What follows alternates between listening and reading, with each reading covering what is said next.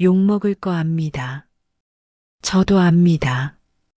제가 지금부터 하는 이야기를 들으시면 분명 처음엔 제가 이기적이고 냉정한 며느리처럼 보이실 거예요. 시어머니를 요양원에 보낸 며느리, 남편과 이혼하고 시댁 식구들한테 고소까지 당한 며느리, 친정 어머니조차 내가 좀 참지, 그래도 시어머니인데 라고 하셨던 그 며느리.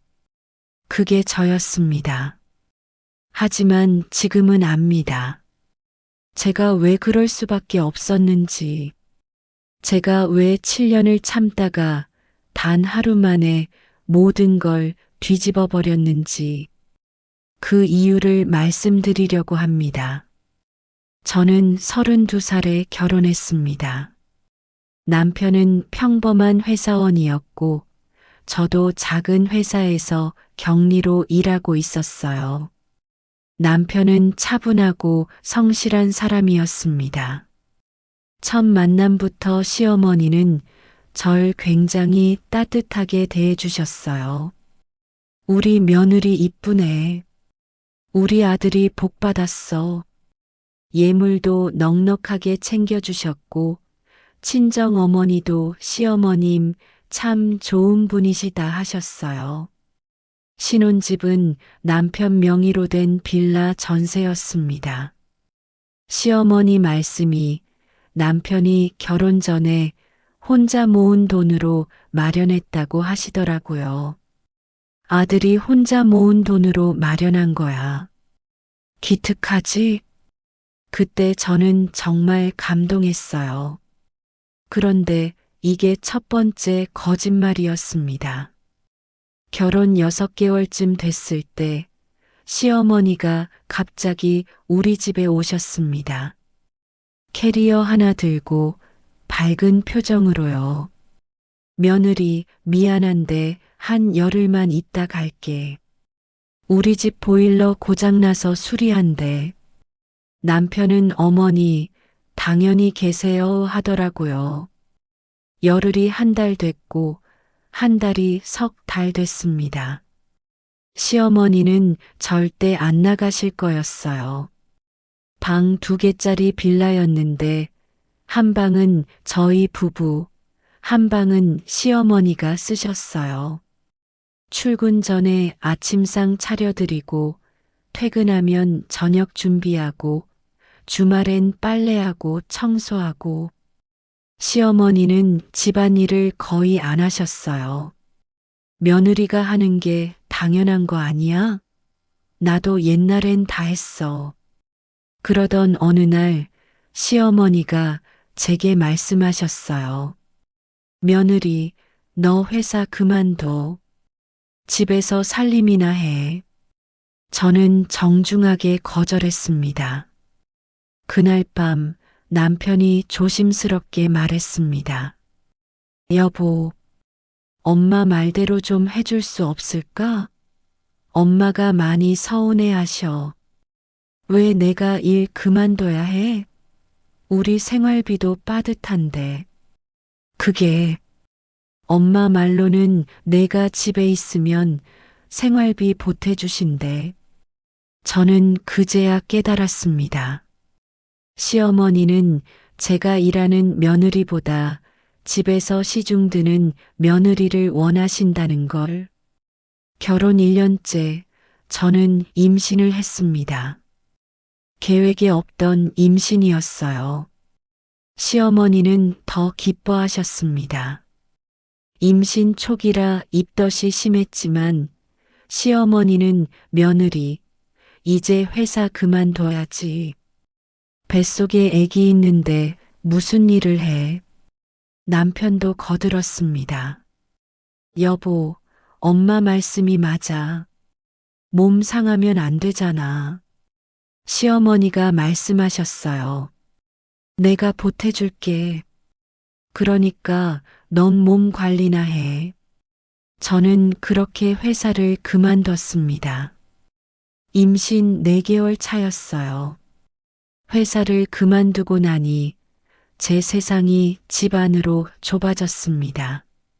시어머니는 제가 쉬는 걸 허락하지 않으셨어요. 뱃속에 애기 있다고 누워만 있으면 순산 못해. 움직여야 애기도 건강하게 나와. 그런데 이상한 게 있었습니다. 시어머니가 약속하신 생활비 지원 한 번도 없었어요. 한 달, 두 달, 세 달이 지났지만 생활비 지원은 없었습니다. 그 사이 우리 통장 잔고는 계속 줄어들었어요. 저는 제 적금을 깼습니다. 결혼 전에 모아놨던 300만 원, 출산 준비물 사고, 병원비 내고, 생활비에 보태고 나니 금방 바닥났어요. 임신 8개월쯤 됐을 때 시어머니가 말씀하셨습니다. 며느리 애 낳으면 산후조리원 가지 마. 우리 집에서 내가 봐줄게. 결국 산후조리원은 취소했습니다. 예약금 50만 원이 날아갔어요. 아들을 낳았습니다. 출산 후 3일 만에 퇴원했어요. 처음 며칠은 좋았습니다. 그런데 일주일쯤 지나니까 시어머니가 말씀하셨어요. 며느리, 이제 좀 일어나. 애 엄마가 누워만 있으면 어떡해. 어머니, 의사 선생님이 3주는 푹 쉬라고 하셨어요. 요즘 의사들은 다 그래. 옛날 사람들은 애 낳고 사흘 만에 일어났어. 저는 회음부 봉합 상처가 아직 아팠지만 시어머니는 제게 청소기를 돌리라고 하셨습니다. 수유도 힘들었어요. 두세 시간마다 깨서 전 물리고 기저귀 갈고 남편은 옆에서 코를 골았습니다. 산후 한 달쯤 됐을 때 저는 산후 우울증이 왔습니다. 남편한테 말했습니다. 여보, 나 너무 힘들어. 병원 가고 싶어. 그건 애 낳은 사람들 다 그래. 조금 지나면 괜찮아질 거야. 시어머니도 거들었습니다. 애 낳고 으쓱해지는 건 당연해. 나도 그랬어. 꾹 참아. 저는 혼자 참았습니다. 누구한테도 말하지 않고 화장실에서 소리 죽여 울었어요. 결혼 3년 차가 됐을 때 저는 한계에 부딪혔습니다. 저희 부부 통장엔 항상 마이너스가 찍혀 있었고 대출이자도 밀리기 시작했어요. 남편한테 말했습니다. 여보, 우리 이사 가야 할 것 같아요. 이 전세금 빼서 좀 더 작은 데로 가고 남은 돈으로 빚부터 갚자. 그게 남편 표정이 이상했습니다. 사실은 이 집 전세금 내 명의가 아니야. 엄마 명의야. 순간 머릿속이 하얘졌습니다. 결혼할 때 내가 돈이 부족했어.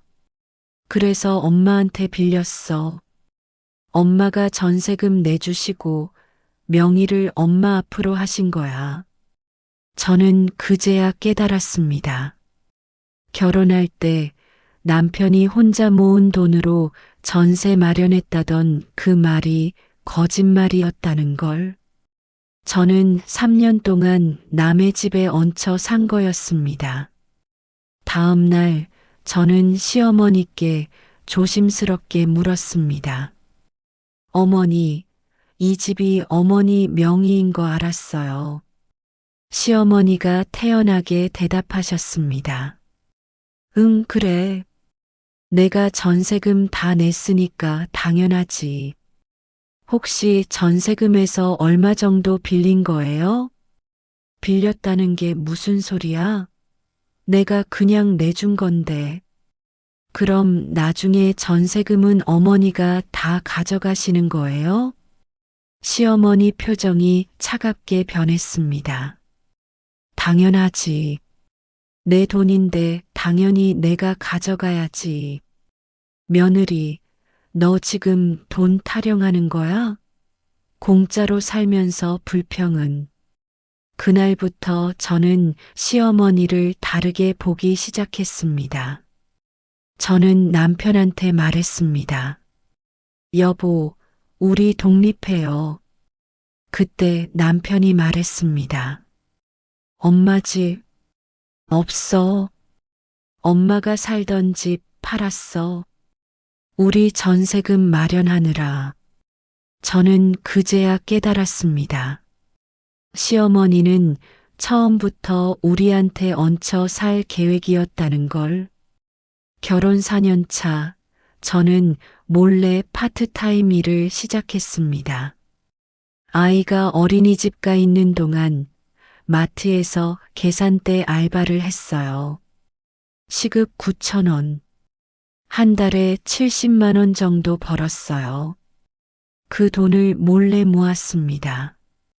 통장을 새로 만들어서 제 이름으로만 된 통장에 차곡차곡 모았어요.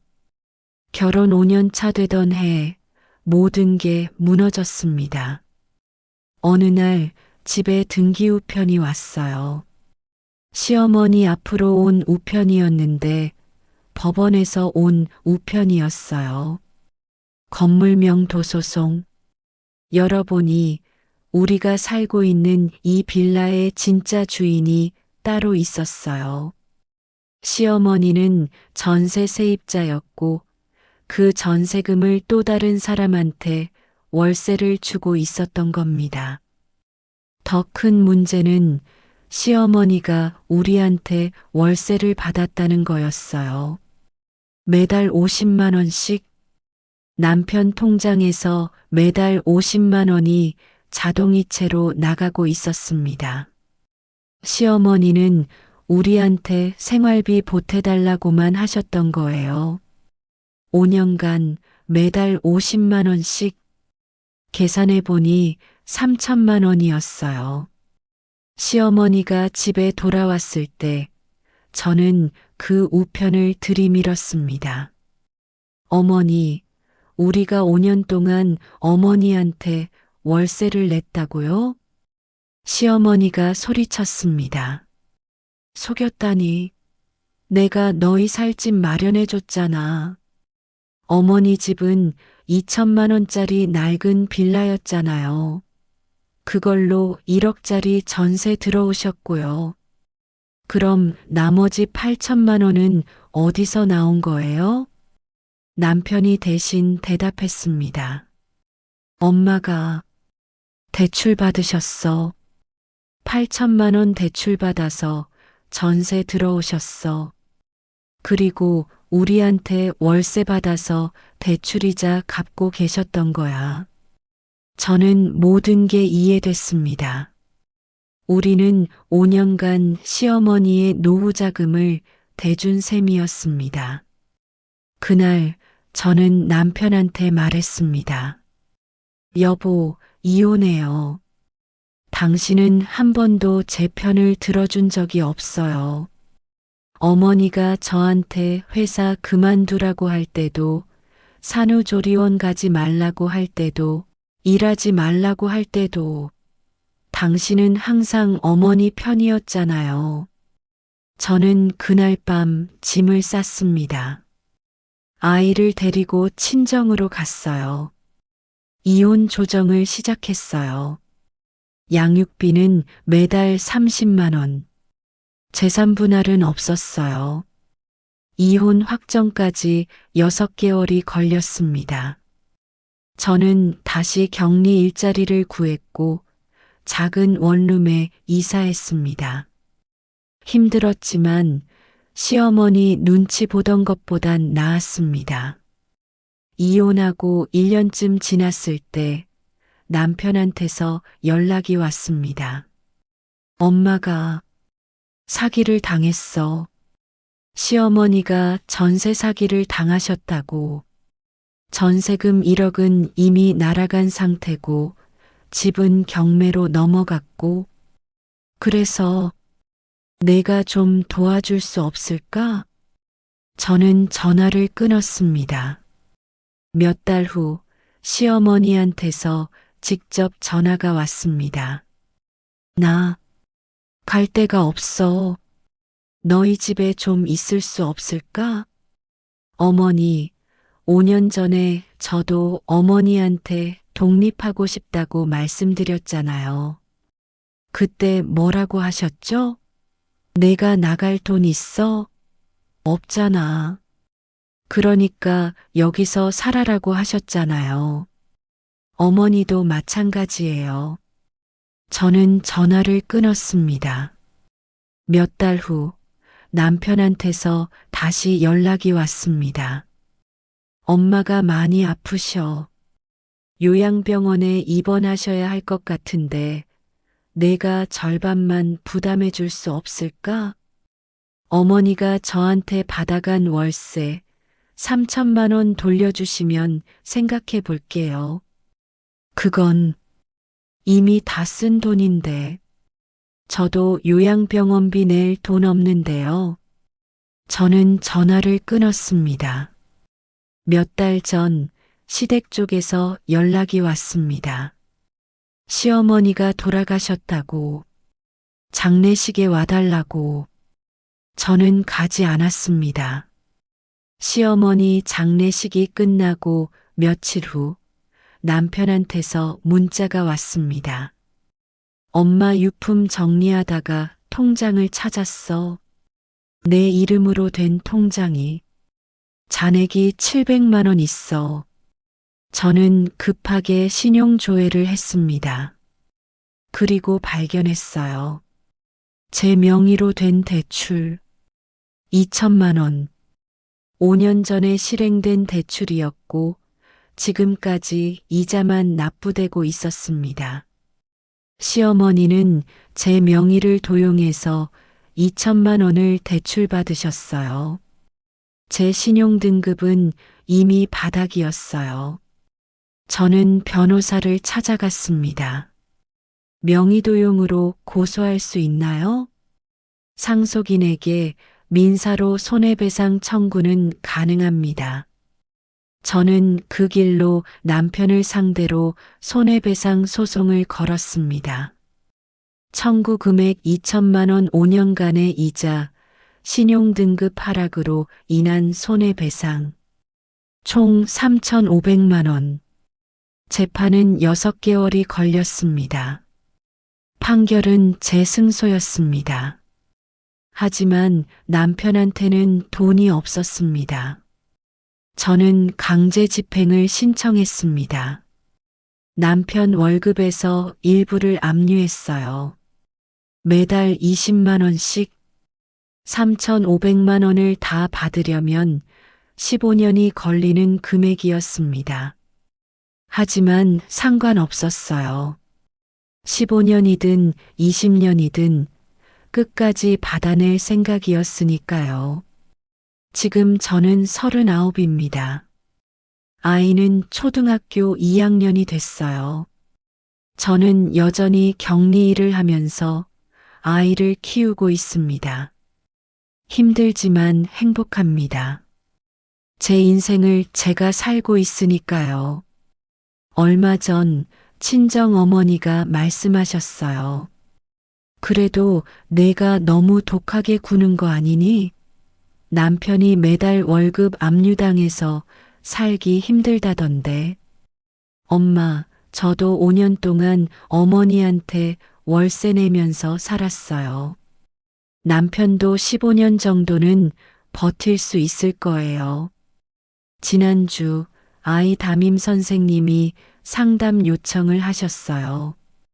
학교에서 아이가 이런 말을 했대요. 우리 엄마는 할머니랑 아빠한테 나쁜 짓 당해서 혼자 살아요. 그래도 우리 엄마가 제일 강해요. 담임 선생님이 걱정스러운 표정으로 물으셨습니다. 아이가 혹시 가정 문제로 상처받은 건 아닐까요? 저는 고개를 저었습니다. 선생님, 아이한테 거짓말로 위로하는 것보다 진실을 알려주는 게 낫다고 생각해요. 세상이 항상 공평하지 않다는 것, 그래도 포기하지 않으면 이길 수 있다는 것. 그게 제가 아이한테 가르쳐 주고 싶은 거예요. 어제 아이가 물었습니다. 엄마, 나중에 나도 결혼해야 돼? 하고 싶으면 하고, 싫으면 안 해도 돼. 근데 엄마는 결혼해서 안 좋았잖아. 그건 엄마가 잘못 선택해서 그래. 너는 엄마보다 잘 선택하면 돼. 어떻게 잘 선택해? 저는 아이를 안아주며 말했습니다. 엄마를 제일 사랑하는 사람이랑 결혼해. 엄마 편을 들어주는 사람이랑. 그리고 절대 시어머니가 더 중요한 사람이랑은 결혼하지 마.